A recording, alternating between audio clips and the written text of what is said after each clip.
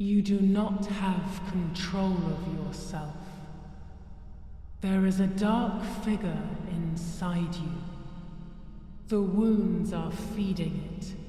It will do things you do not like. It will use your desires, your guilt, the darkest parts of your conscience. Martha is Dead immerses players in a truly psychological horror experience. While many games claim to be psychological horror, they often differ from the psychological horror found in, say, movies. Many video games that are said to be psychological horror, they're actually Lovecraftian horror. And in the gaming world, Lovecraftian horror often intertwines with psychological horror.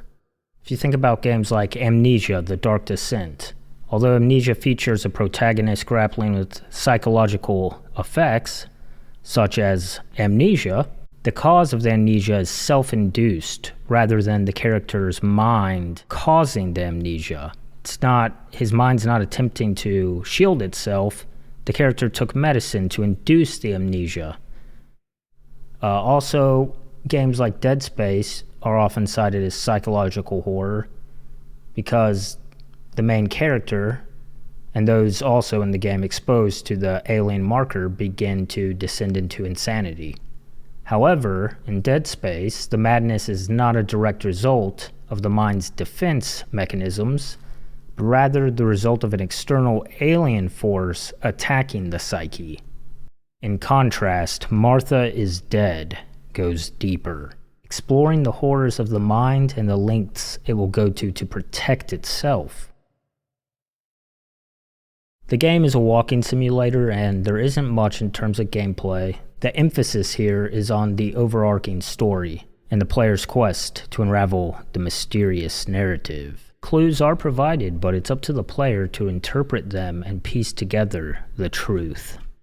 The game takes place during World War II in Italy. Load the film.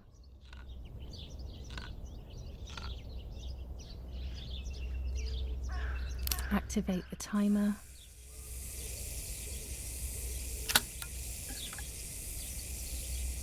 There's something floating on the surface of the water. If I frame it better, I might be able to see what it is.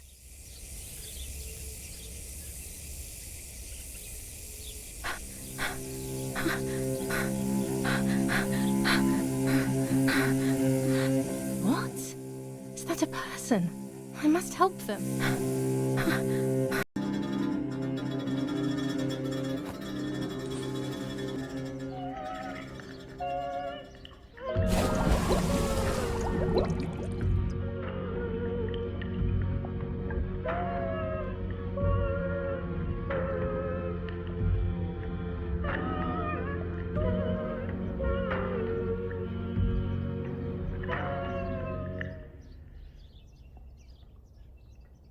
I instantly noticed that the person was wearing one of my dresses. I was scared. I dragged that lifeless body as best as I could to the shore, trying not to drown myself. Only when I lifted her in my arms did I realize who she was. It was my sister, my twin, a part of me, dead. Impossible to comprehend. I was desperate.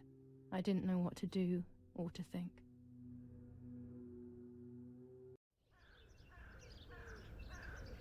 I have to stay calm.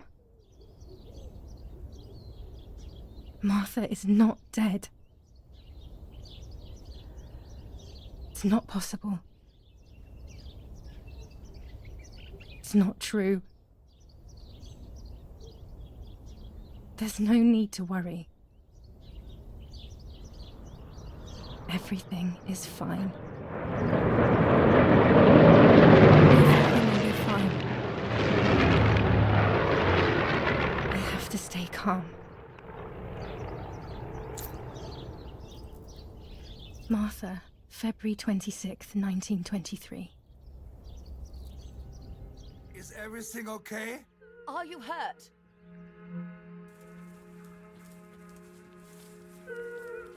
What are you doing? Go, Eric! Run! My parents ran towards me. My mother hugged me. She, who detested me, was now cuddling me. Her warmth filled me with life, and the pain became bearable. I felt protected. "Martha, are you okay?" she asked me, speaking slowly in order to let me read her lips. She thought I was deaf. She thought I was Martha. I didn't want the moment to fade, so I meekly nodded my head. I didn't realize I had done something that couldn't be undone. Here, right off the bat, we have Julia taking her deceased sister's identity, which is an act that defies reason but introduces a host of questions and mysteries for the player to unravel. Is Martha truly the favorite, and if so, why? Perhaps Julia hopes that by taking on her sister's identity, Martha will in some twisted way continue to live on? Regardless, this decision sets a haunting and foreboding tone, signaling that a tragic fate awaits.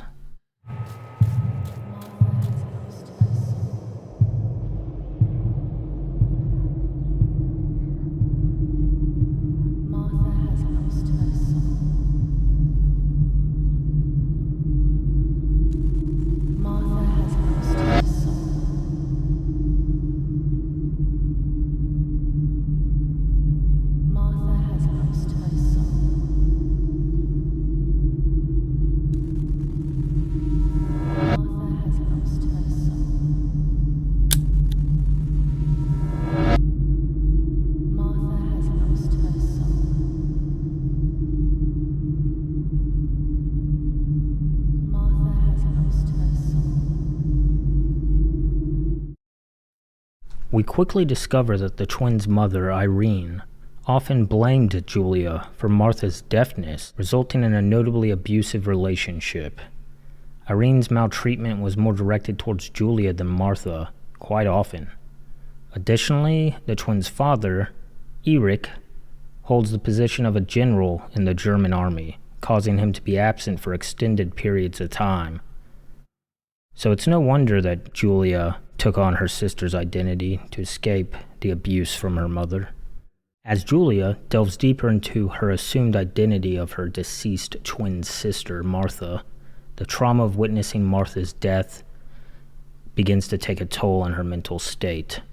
Overwhelmed by guilt, Julia experiences nightmares and hallucinations, struggling to distinguish between reality and delusion. This is where the true psychological horror begins to set in. The mounting trauma from Martha's death, coupled with the pressure of assuming her sister's life, the encroaching war nearing their family home, it all intensifies the psychological burden on Julia's mind.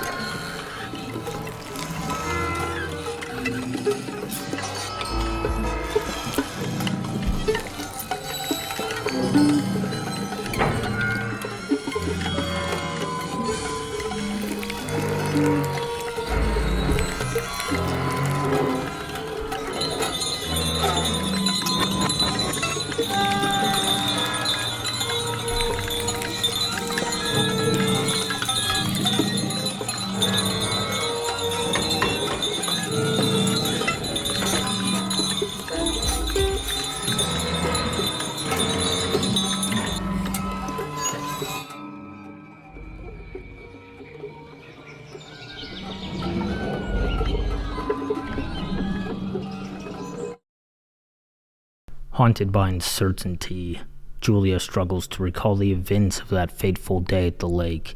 In an attempt to uncover the truth, she decides to retrieve the rolls of film from the cameras she had set up that morning. I was obsessively thinking about Martha and what had happened, but suddenly a thought took control. The memory of that day at the lake was becoming more and more like a dream when, after awakening, the image becomes more and more faded. Could it be that the memories were a figment of the mind? Had I been the one that hurt my sister? I had always envied her, and now I had taken her identity. I experienced a suffocating pattern of thoughts. I decided to go straight to the lake to retrieve the film rolls. They would tell a different story, I was sure, but deep down, I kept hoping they would confirm my fading memory.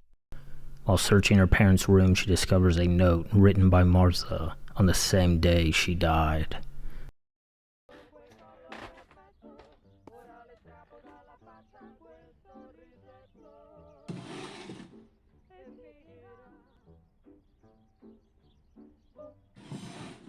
Dear Mother, this is hard, but I have something to tell you.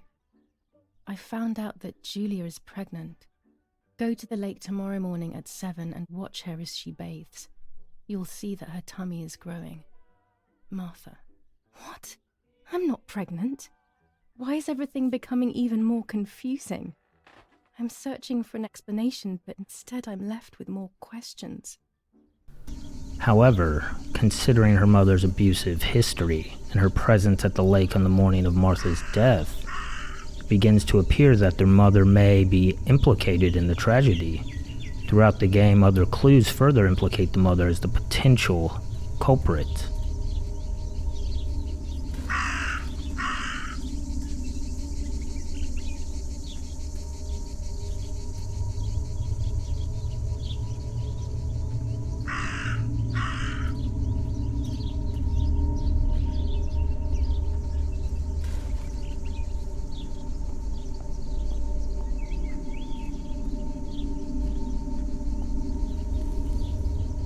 Dress. It's made from the same fabric I found a shred of next to the lake. In fact, it is torn. It must be my mother's. My goodness. However, on that same morning, when the player loads the level, we see a cutscene of what appears to be Julia having suffered a miscarriage. Oh, yet another nightmare. She entered my dreams once more. Maybe she wants to talk to me. What am I saying? Fairy tales coming true. Yet I feel... No, these are the thoughts of a crazy person, and I'm not crazy.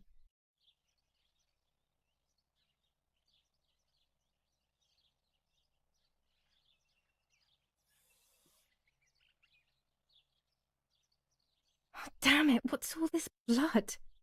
I'm not due yet, and there's a lot more than usual. What's happening to me? Am I going to be joining Martha sooner than I thought? I have to wash up and do what needs to be done.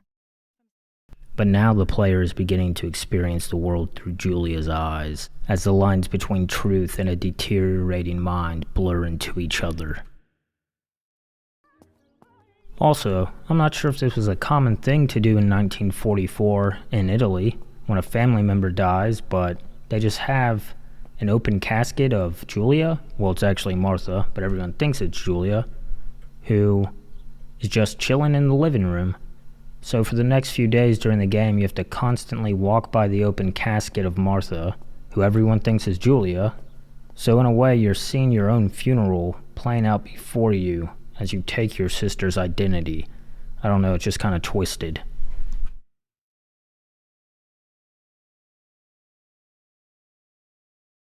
Before heading back to the lake, Julia also listens in on a phone call. How are you doing today, Rennie? I'm worried, Father. Very worried. We found more partisan tracks in the woods, right next to the house. That Lapo, I suspect he may be involved in the death of... No, please don't say that. It's not possible. I know the boy and I don't... Father, anything is possible in these dark times. Anything. That boy didn't even come to say goodbye to Julia. Didn't they love each other dearly? He must be terribly scared, and Julia always used to say that. Yeah, sure, she used to say they were just friends, but you know too, right? Friends are not supposed to do such things, Father. Or are they? But anyway, you're defending them both. You, my husband, and even the nanny who, deep down, is a good woman. The nanny. I believe the nanny is the one who hurt Julia. With her evil passion for those cards. They are cursed things. I hope you made them disappear. So we head down to the lake to get the film out of the cameras that were set up the morning of Martha's death.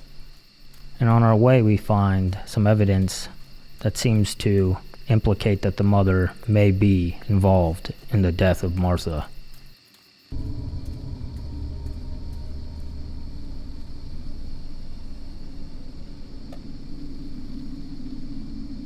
A shred of fabric here in the woods. How strange.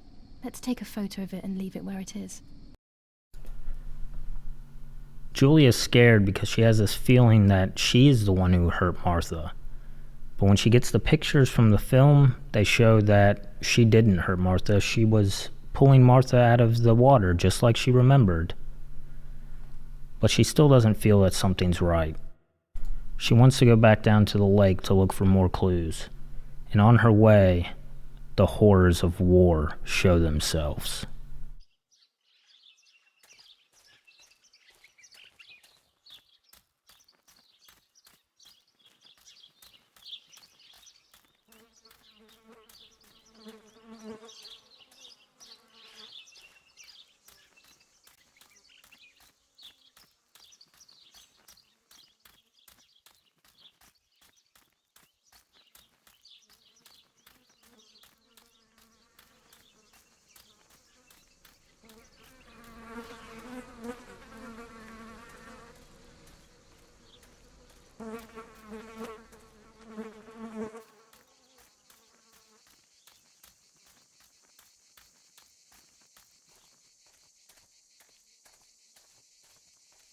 Los, schnappen wir uns diese...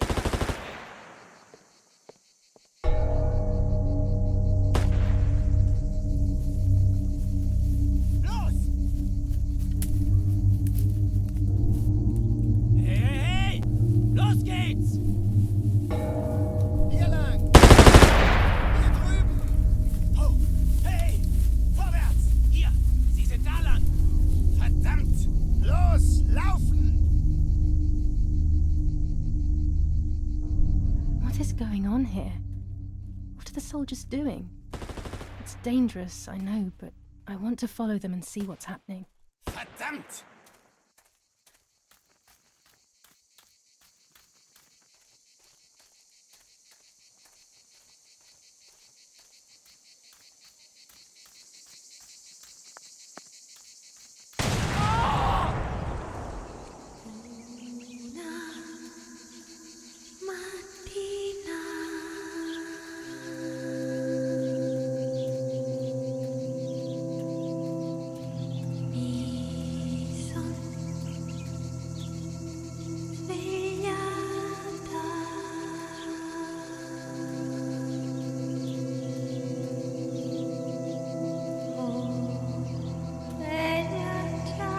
Oh God, please no. Lapo, my dear friend. What have they done to you?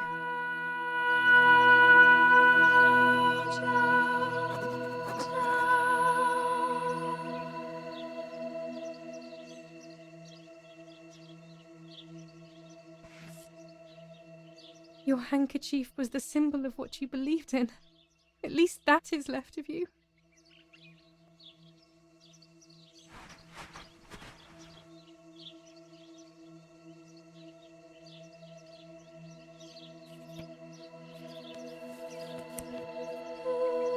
Dear Julia, are you surprised that I've addressed this to you and don't think you're dead?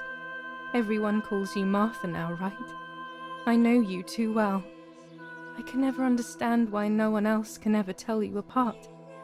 Not even your own mother and father. Martha is gone and I cannot reconcile myself.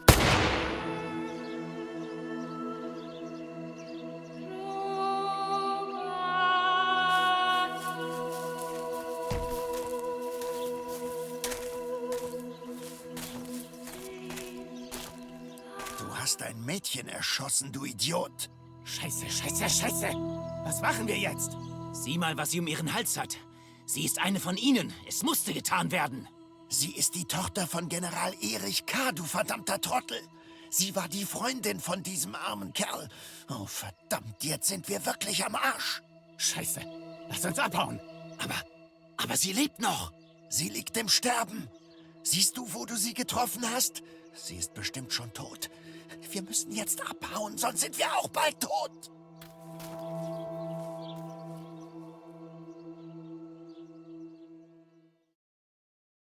I'm dying, I thought.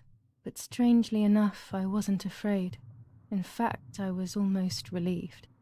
When I returned, I found myself once again in the midst of a bad dream. One whose meaning I did not understand at the time.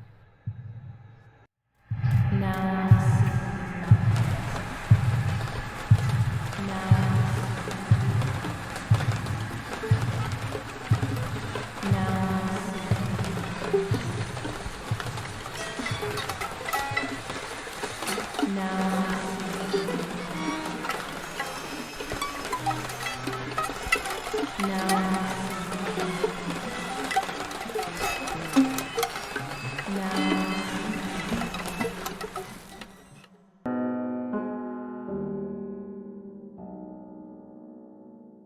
Two sisters were destined to die.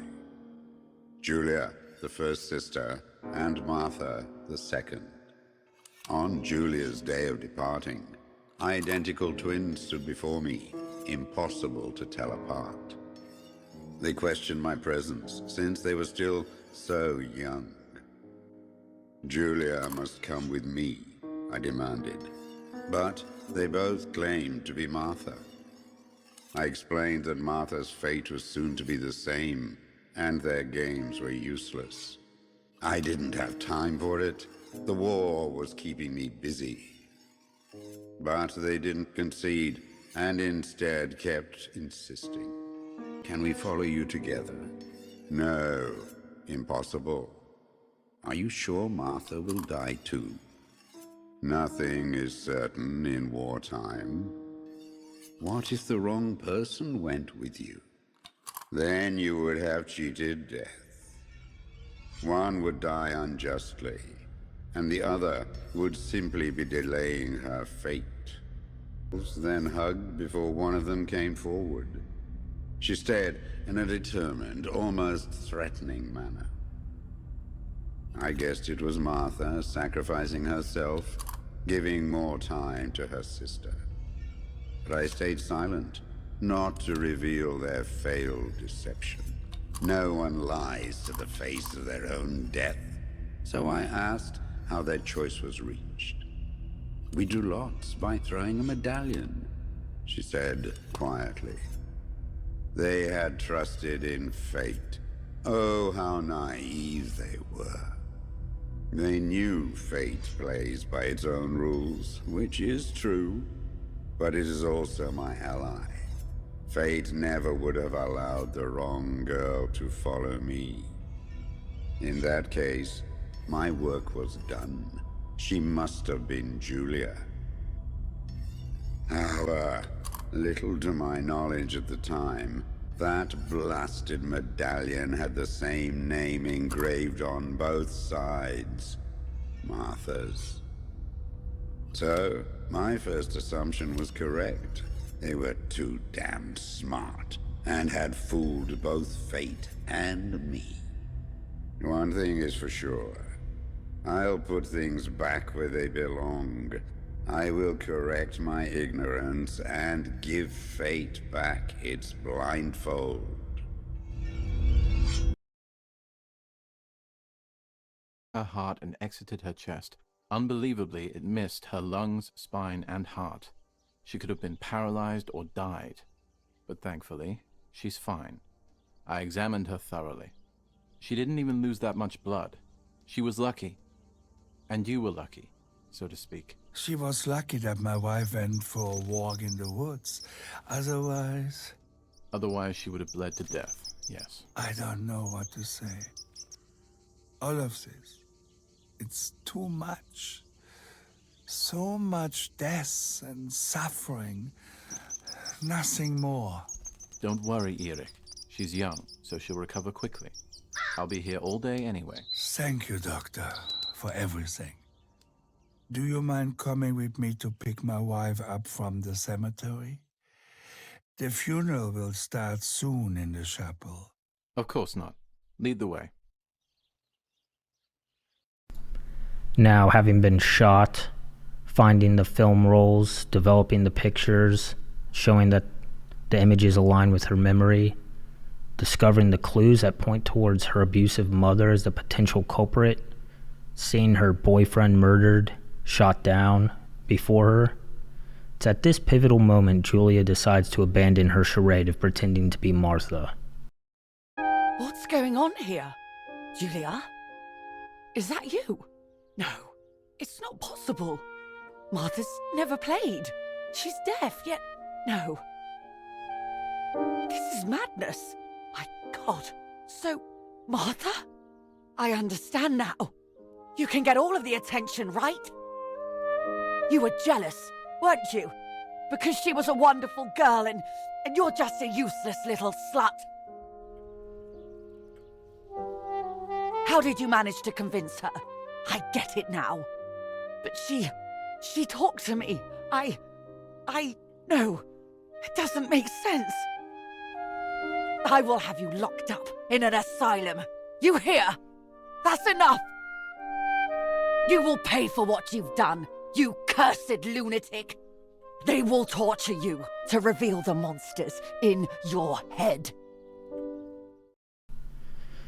However, she fears the consequences of her mother discovering the deceit.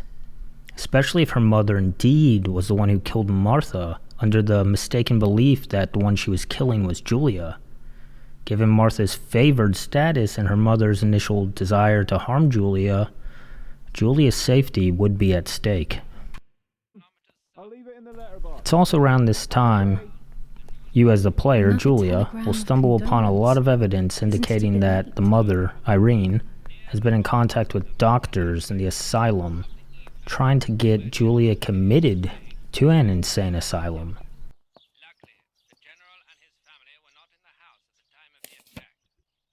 Dear Mrs. Irene K., following your call, we have received a telegram from Dr. D. Your request has been accepted. As soon as the police station issues authorization, we will send for the girl. While we wait, to avoid the girl taking any extreme actions, as per the fears you have expressed, we ask that you trust in the advice of her treating physician. I thank you for your generous and charitable donation to our institution. Director S. Volterra Psychiatric Hospital. Telephone 0782. Julia believes that the mother intends to silence her, as she knows the truth, that Irene killed Martha, mistaking her for Julia. She's also afraid that her mother will just straight up kill her and claim that Julia was insane and tried to hurt her, so she defended herself. In search of more evidence, and with little time, Julia turns to the supernatural and decides to seek guidance of the White Lady of the Lake, a spirit that resides in the area, said to haunt the area.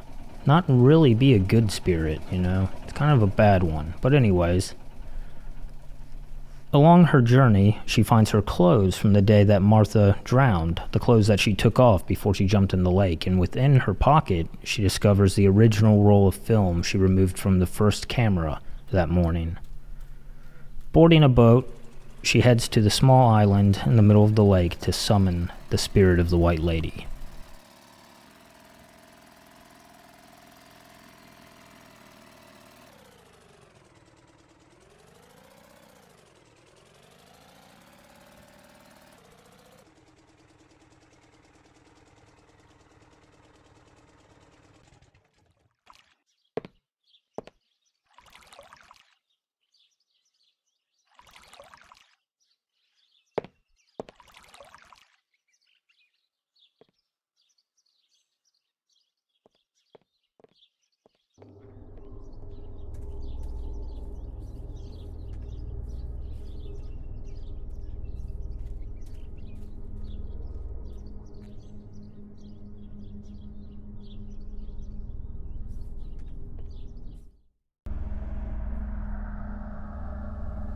You will no longer be able to tell light from darkness.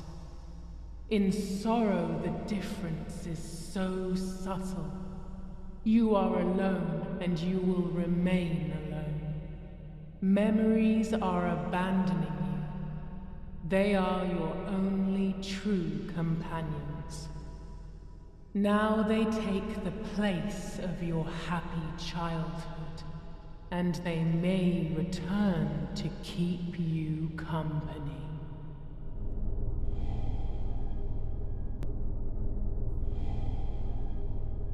I can sense that you want to know who did it, but I do not have the answer.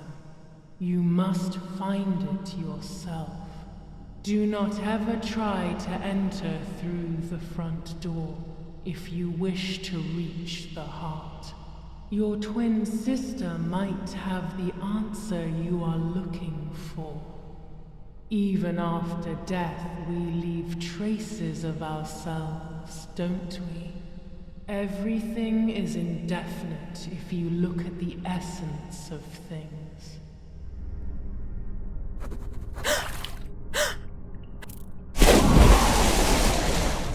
Julia successfully summons the White Lady, who leads Julia to a key that will unlock a locked box in Martha's room, her trinket box.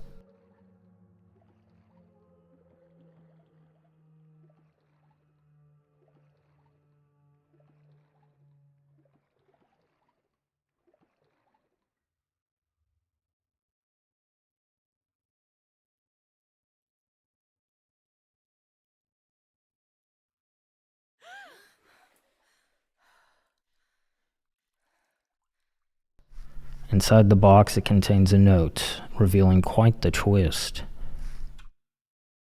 Things have gone as I thought they might, and I'm no longer there with you. First of all, I am not deaf, and I never was.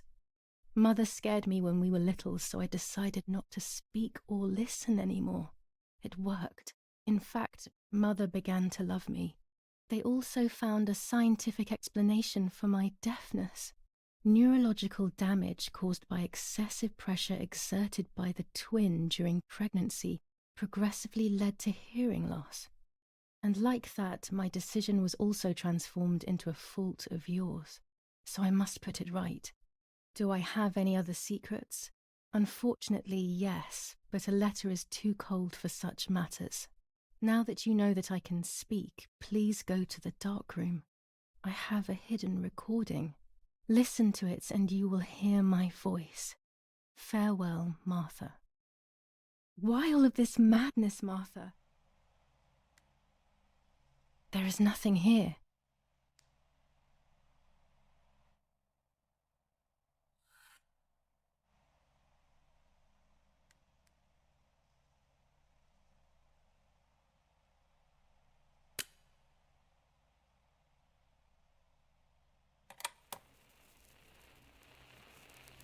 Hi, Julia.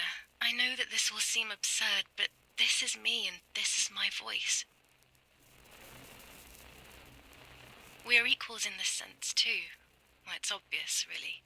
I've basically always spoken, and you were my voice. I'm going to meet my fate, so I don't want there to be any more secrets between us.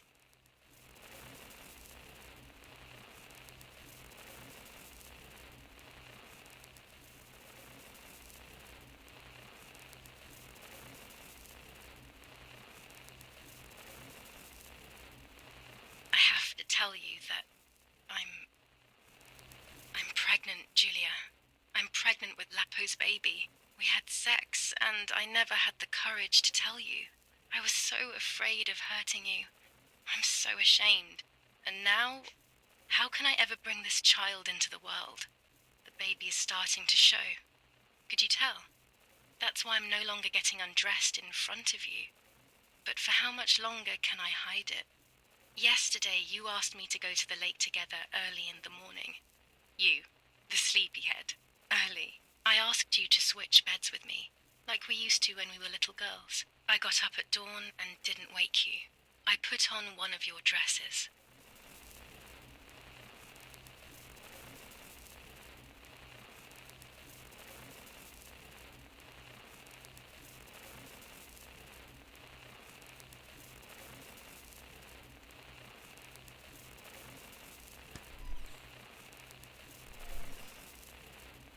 wrote a card to Mother telling her that it was you who was pregnant, not me, and to come and see at the lake. I left it on the desk in her room.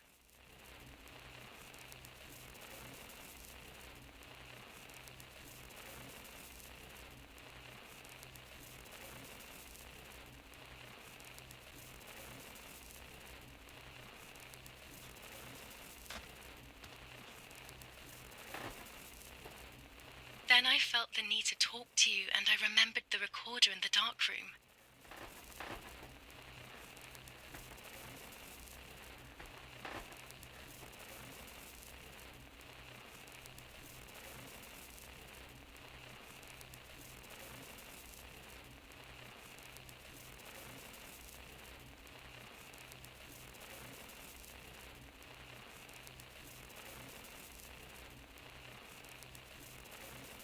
I will go to the lake alone and act as you.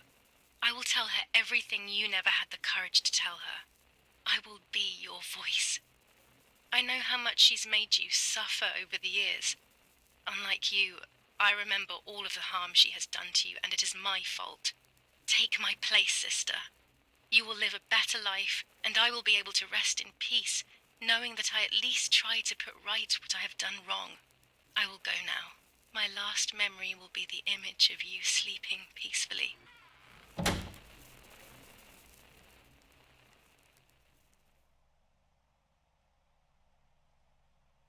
Hi, Julia. I was upset, unbelievably upset. Martha hadn't woken me up as we had agreed, and I always overslept. I simply decided to go out and take the photographs by myself without Martha.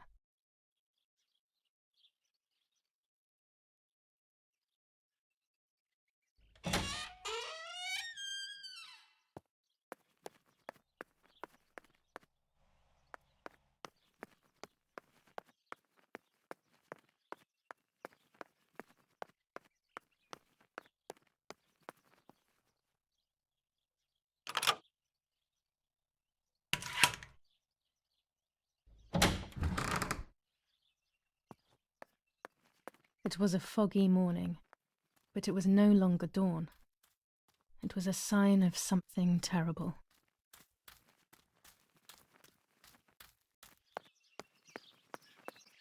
My mother had killed her beloved Martha with her own hands. I had then taken her place, usurping the throne of her affection. She would have never forgiven me. I had real reason to be afraid.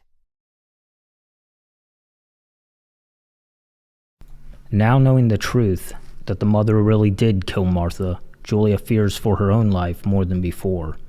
But she's still not sure she has to know, was Martha truly pregnant? She also has the roll of film that she got from her clothes earlier. But instead of developing the film first, she decides to go to the tomb to see if Martha was truly pregnant, as it would be some strong evidence against her mother. So she heads off to the tomb. I searched for one of Daddy's pistols to defend myself. What a stupid little girl I was. In spite of everything, that roll of film still needed developing, even if it didn't prove she was guilty. I also wanted to search for proof of Martha's pregnancy.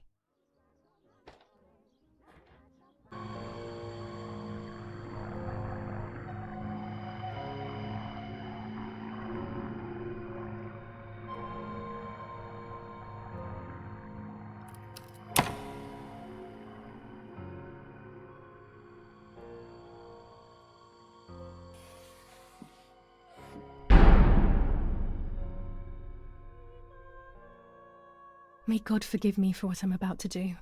I also pray that you, Martha, will forgive me.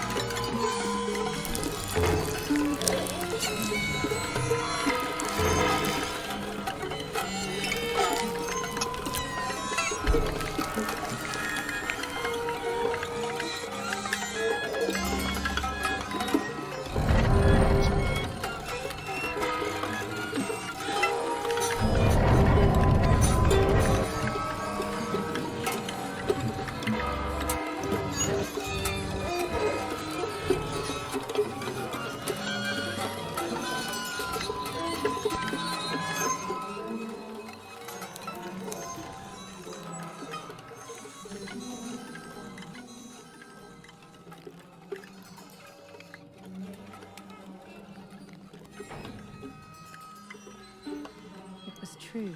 Martha was pregnant.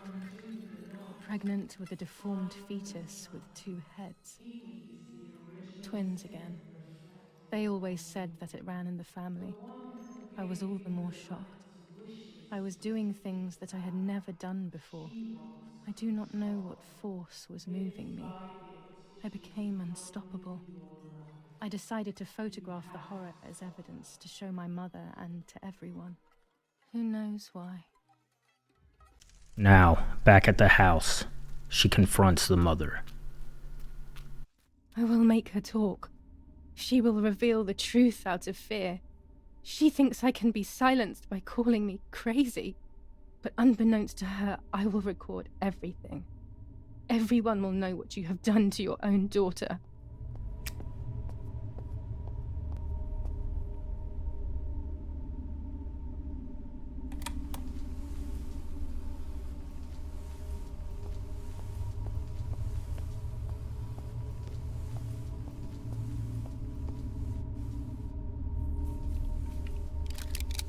Now I will wake her up and she will confess. You can bet on it.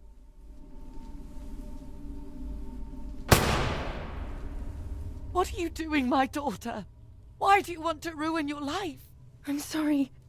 It wasn't me who just shot Mummy. It wasn't me.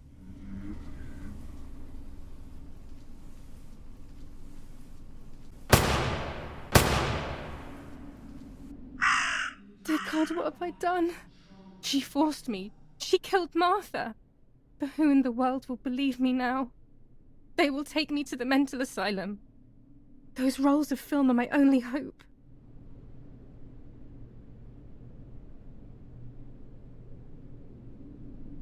Now, Julia heads back to develop the last roll of film.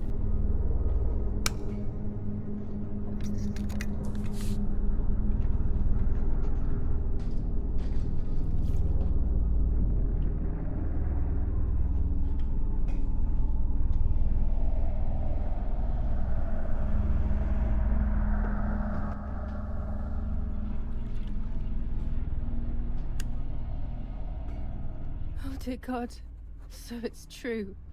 I killed my sister. I did everything to hide the truth. Then I killed my mother to rid myself of the guilt. But she was nasty and everything was her fault. God, what does that make me?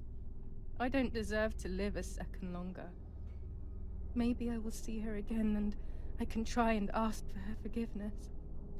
But if there is nothing after death, at least I will be free from this suffering. I know it's not right, but I can't do this anymore.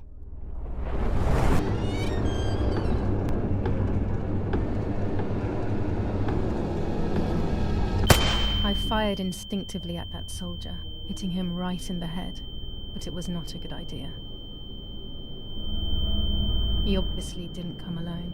When the others came in, I closed my eyes. I heard a lot of commotion and then felt a sharp pain in the stomach. They were kicking me while another tried in vain to convince himself that the soldier on the ground was still alive. They hit me in the ribs, the back, and the stomach. I couldn't breathe, and at the same time I felt the need to vomit. They were ordered to put me on a seat. They bound me up so tightly that I couldn't feel my hands or feet. On the seat next to me was my father. He was breathing, but he appeared to be unconscious. The guy in charge started asking me questions. He kept hitting me in the face and head with some kind of short cane. It was so violent I thought my skull would crack open. All I could taste in my mouth was blood and broken teeth. I ran my tongue across my teeth, thinking to myself that I'd never be able to smile again. A frivolous thought, perhaps, but a painful one nonetheless. Her top lip was cut open and was hanging down. I foolishly tried to put it back in place using my tongue and lower lip. I threw up. They forced me to confess that my father had been carrying out all kinds of activity within the German army. Of course, I didn't know anything about it, so I tried to explain. But those punches... I would have done whatever it took to stop them. Whatever it took. Just after I told them what they wanted to hear, the general said, "All it took were 2 slaps and you sold out your father, you German whore." Then he ordered my father to be executed. It took less than a moment. He didn't even move. He pointed to one of the soldiers, and then he pointed to me. My time had come. They all left except for the soldier who had the unpleasant task of finishing me off. I wanted to die, but not like that. Terror engulfed me. I could almost hear the sound of my body evacuating. I had the gun pointed to my forehead. I couldn't look at his face. I stank. I felt indecent. Then he moved the gun on purpose and shot without hitting me. He had taken pity on me. It must have been my fate not to die. He quickly cut the ropes and pushed me to the ground, saying out loud, "It's done. The German whore has been dealt with." I was left motionless on the ground. He left, and I fainted again. I hugged you to try and make you feel better, but you did not speak again for days. What is happening to you? You should tell me what's going on. I'm not going to that loony bin. I would never have wanted this, but I'm afraid you will harm yourself further. You were really hurting yourself in front of the piano that night. What else could we do? You killed my sister and now you're afraid because I found out. So you're making up stories, aren't you? But I'm not falling for it this time. What are you saying? Your sister? Please, no. I was not well. I didn't know what I was saying. So many years have passed. You were little then. I thought everyone had forgotten that nonsense. Shut up! Don't speak. Don't say anything else. What are you doing, my daughter? Why do you want to ruin your life? I'm sorry. It wasn't me who just shot Mummy. It wasn't me. Unable to cope with what she has just done, nor seemingly remember the moment she shot her mother, Julia decides to go to her childhood bedroom and play with her old puppets. Here in the puppet show, Julia's memory plays out, and you see what she has truly done to her mother. I will never know exactly what happened, but I think I have an idea. And after everything, I shot my mother. No, I didn't shoot. What actually happened? It is all in my mind, but I can remember. I know I can.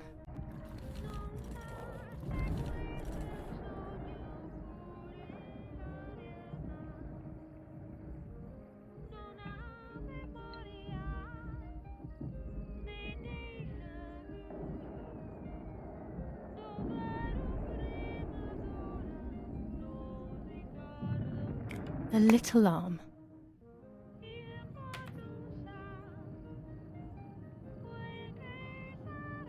A small leg.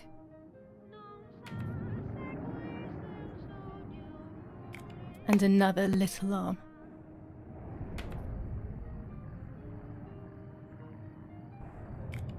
Another small leg.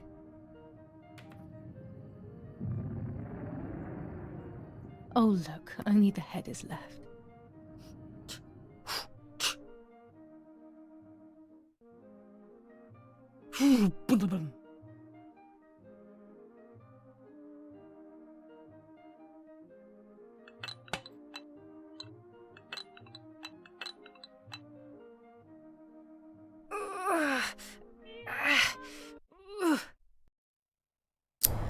I was under the bridge, but it was just a game.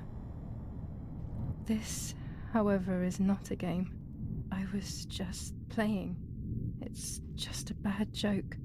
Under the bridge, the church, town, speak, the White Lady.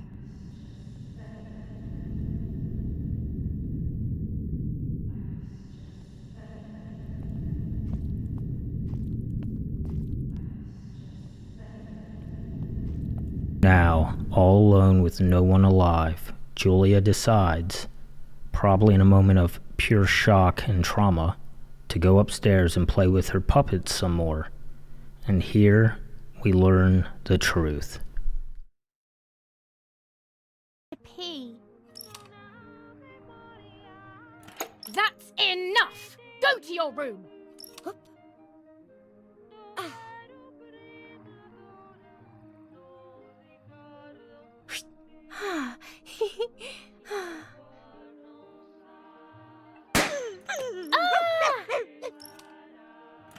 How dare you! I will make you pay for that! My hands are not enough! You need to learn properly this time! Sorry, it was an accident, Mummy! Please don't hit me!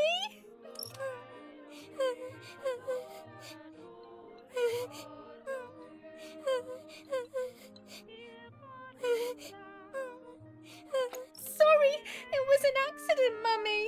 Please don't hit me! Dum! Dum!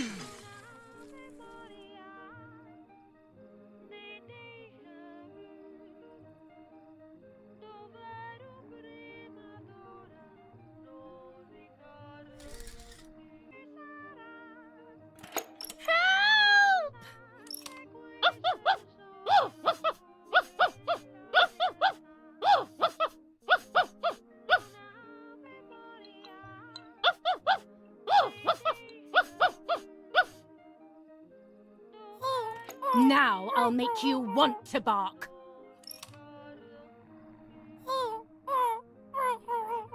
Leave my dog alone!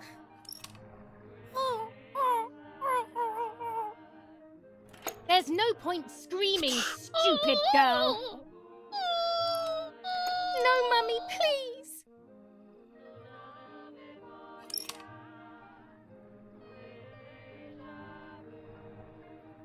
You're insane!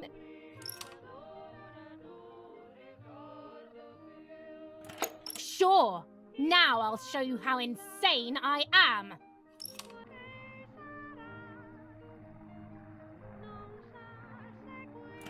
Help, Daddy, help! Screaming won't work. Your father is not here like usual.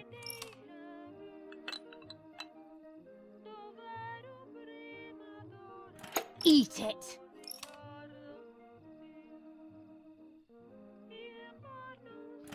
No!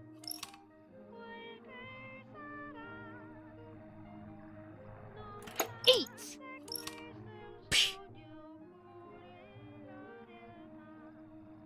I won't eat him.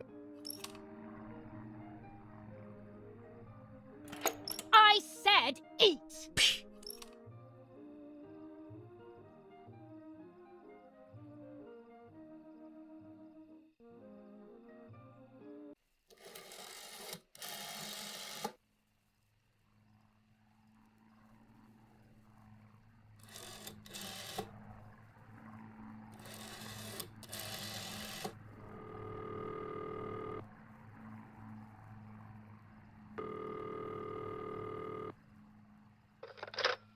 Don Attilio speaking. Who is it? Father, help me. They're all dead.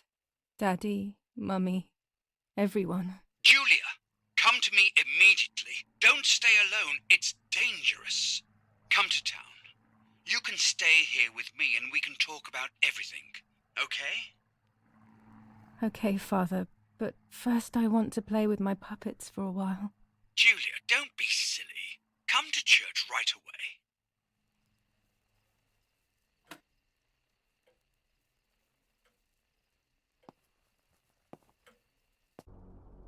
Julia is just an alter ego of Martha. Martha was the original girl, who after being abused by her sick mother, her personality and identity split into two. Martha, just a child, her mind couldn't take the abuse, so she created Julia to be the person who would take the abuse for her. Julia is the personality that takes all the abuse, the one who acts out and is mischievous. She's everything the mother does not like. Add in becoming pregnant at 15 and suffering a miscarriage, and it just adds fuel to the fire as she descended into pure madness. Everyone around me had died while I survived everything.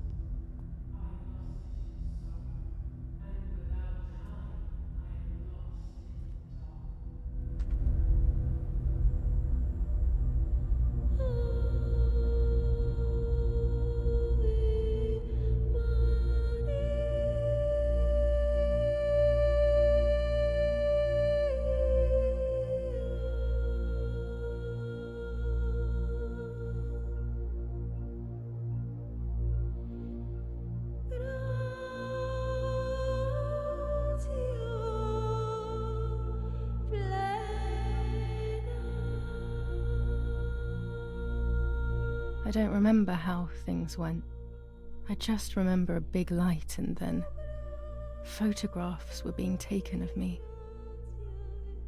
There was a man dressed in white, a doctor, I presume. He was asking me questions, but I didn't understand what he was actually asking me. He wrote something on a piece of paper and then 2 nurses led me away. I was in the mental asylum. Some women were talking to themselves, others cried. Some were even covered in their own filth. Others were violent and tried to hurt themselves any way possible. There was this one young woman who would pleasure herself all day long, incessantly, to the point where she would bleed. So they would tie her down to the bed screaming, cursing and talking gibberish for days on end. Once her wounds had healed and she was untied, she would just start again.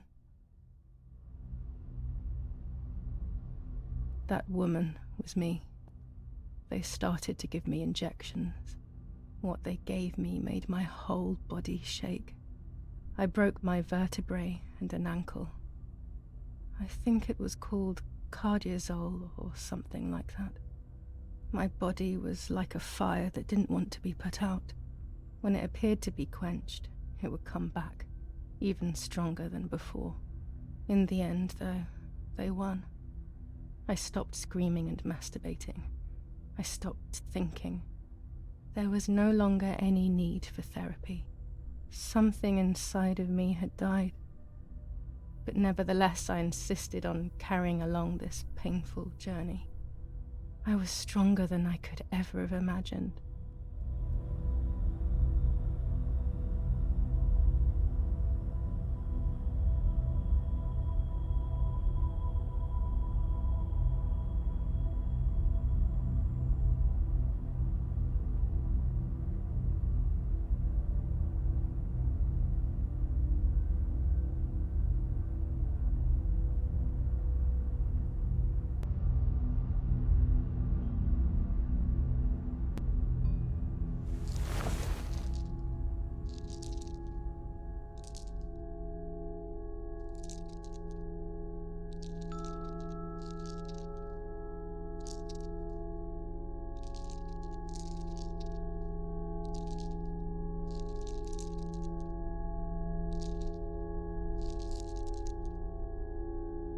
Who are you? Wait, wait. I want answers. Don't go away. Talk to me about Martha, please.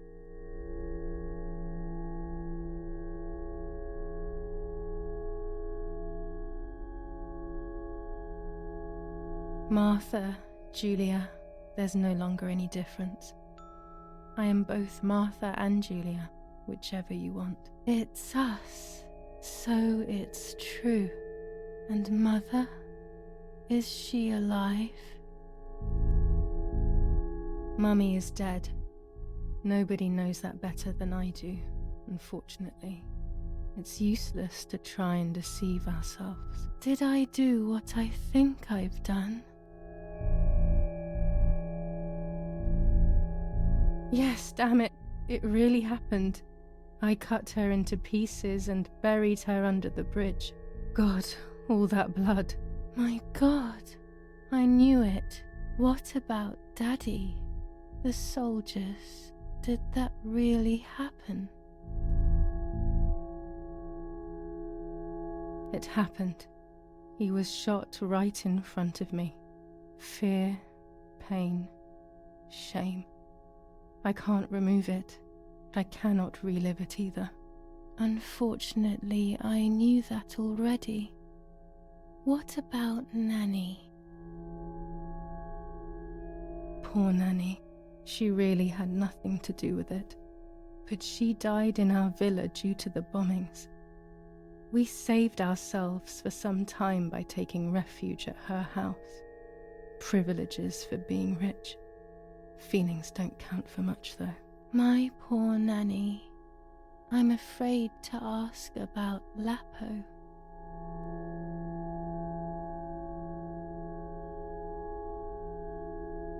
Lapo is dead.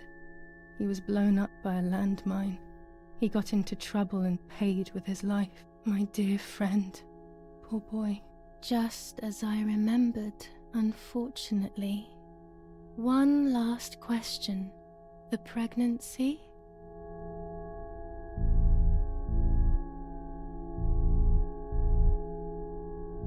I was pregnant, but then I had a miscarriage.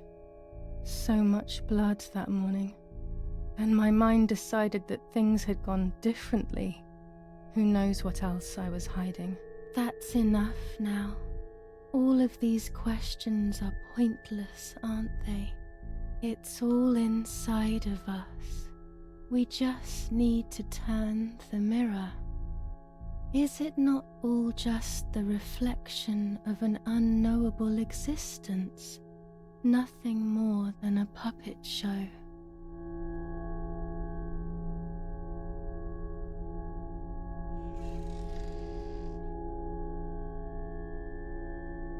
Ready for everything with open arms, even ready to kill.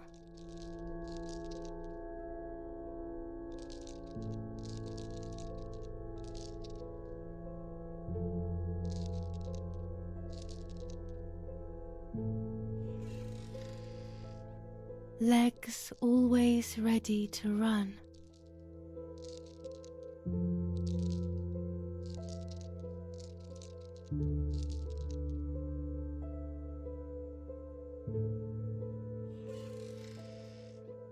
The womb that conceived in sin.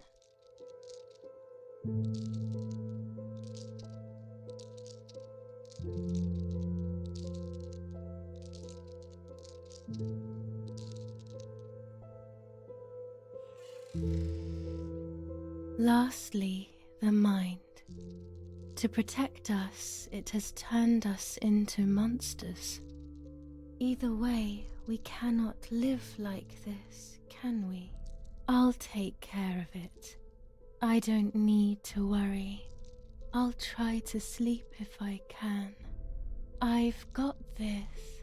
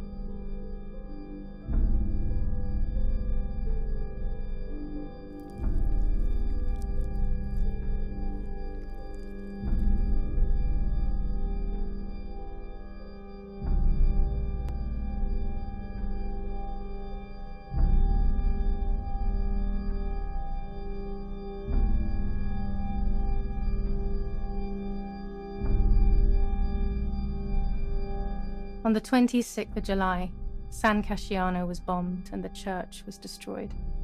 But I was not there then. I was already in the asylum. Once again, stubbornly, I was not dead. The bombs hadn't killed me, and I had also survived myself. The most absurd test, and the hardest one. The war ended some time ago now, both out there and inside of me. I was on the wrong side of the gate, but now I can turn the page. Life is opening its doors again, isn't it? If I hadn't been so lucky to survive myself, I would have thrown everything away. We think that danger is all around us, ready to attack. But the most devious and misleading dangers are the ones that are inside of us. They grow without us realizing. They make us suffer, remain confused, and remove our self-respect. I would have wanted to ask for help, but I was alone. This is my story. Thank you for being here, for listening to me. Now I'm ready to leave. How long will it take to get home?